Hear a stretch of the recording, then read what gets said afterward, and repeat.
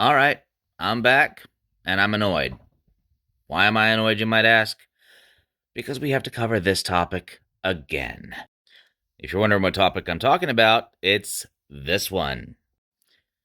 See, I have been explaining the size of the One Piece world to people for years. Um, and they just don't get it.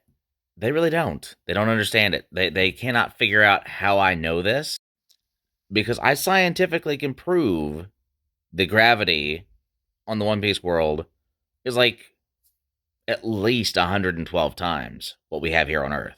At least. That's doing very light math. If I actually got into the bigger math, it would be a whole lot different. But let's start with this little box right here. This little box says that there are at least 10 or 20 million islands, probably about closer to 20 million islands. That's what it says. There are 20 million islands in the One Piece world in total. And we know that the majority of those are in the Grand Line. Now, we know the planet is divided into 4 separate quarters here, and that the majority of the islands are in the Grand Line. These bigger islands are considered to be continents, along with the Red Line.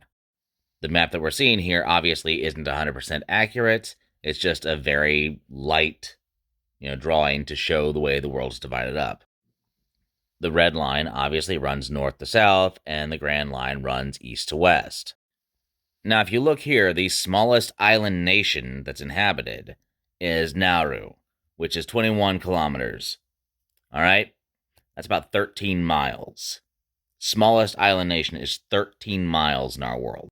But even if we assume that these islands were like half a mile, and that the majority of the islands being in the Grand Line is 60%, well, that's still 12 million islands in the Grand Line.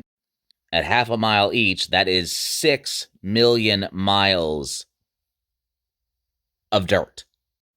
That doesn't even include the water in between. Now, if you look up here, you'll notice that the sun is about 3 million miles around, right? A little shy of that.